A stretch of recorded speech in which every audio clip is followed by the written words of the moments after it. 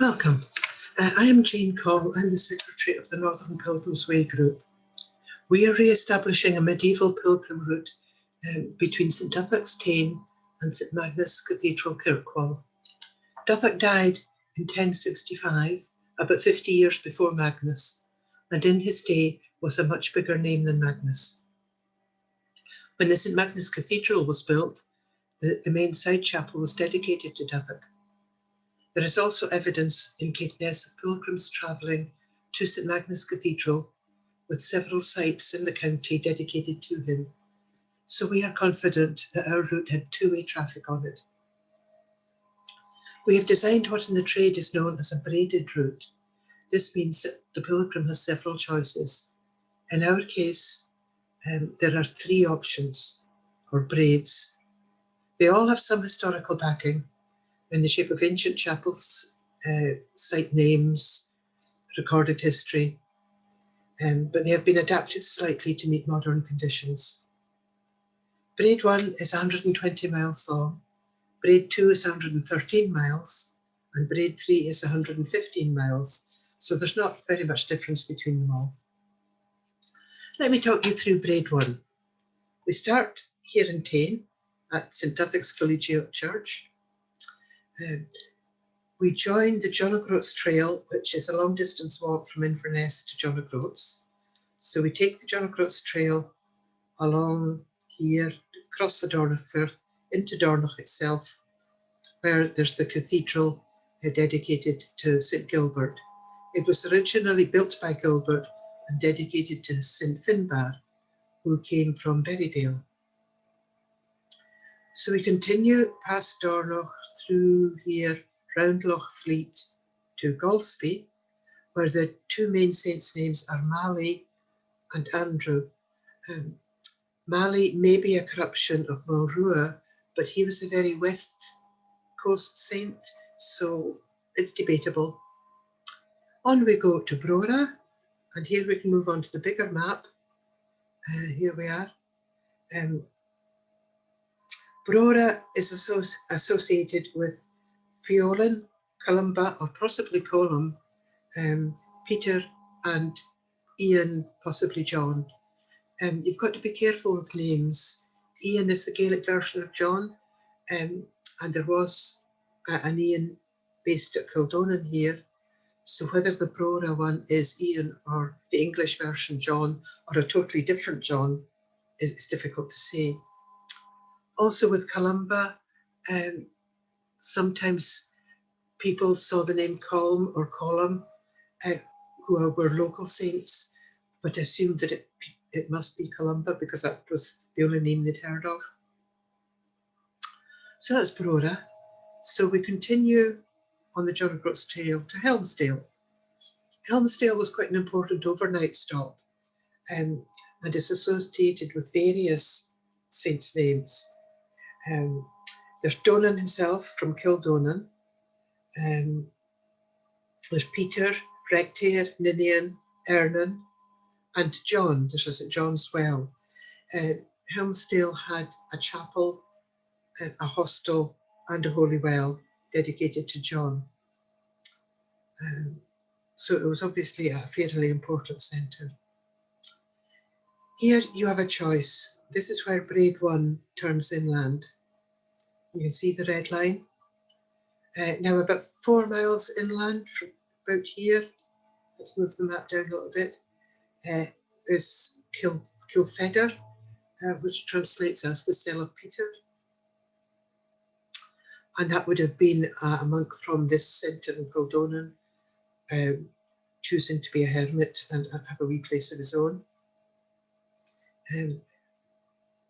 History suggests that at Kilfedder, people would have moved inland between Morven and Scarabin, round to the west side of Maiden's Path and come out at Braemore. But this is a 12-mile stretch of unmarked and very boggy ground, so we're advising people not to take it, but to stick with this road here. And you go through Kildonan, and the name tells you St Donan, who was a 7th century this was a very important site. There were maybe about 50 monks there, based there, and they travelled all over the area. So you go through Kildonan, continue up to Kinbrace, which is associated with Hernon. Continue up to Forcenard, where you've got the Flow Country and the RSPB Centre. On to Forcenade, and then you come off the road onto a forestry track, through Otnabrek and onto the Loch Moor. Here you rejoin a tarred road and work your way along to a crossroads at Nibster. And if you've got time, you might want to come along a little bit here to Spittal, which again was an important overnight stop. The name Spittal is hospital, hostel. In other words, it was another overnight stop. And there's the St. Magnus Chapel there. The chapel is in the middle of a farm, a wee bit difficult to access, so you might prefer just to stop at the village hall, which is on the main road, where we are hoping to have some information points about the local area. So come back to the crossroads at Nibster and follow this road to Wotton. Wotton again was an important centre in the 7th, 8th, 9th centuries. If you walk along to the edge of the village, we're hoping to have another information panel telling you about the local saints of the area. So come back to the middle of the village and continue along here, little side roads. Then you have to do a short stretch on the main Wick to Castletown road, but it's not usually very busy, so it shouldn't be a problem. And then back onto a side road, follow it down to this T-junction here. If you're in a hurry, turn left and go straight down to Gills Bay and the ferry over to Orkney. If you've got time, it would be good to turn right and go down to Canisby. And just here on the main road is a church that's worth a visit.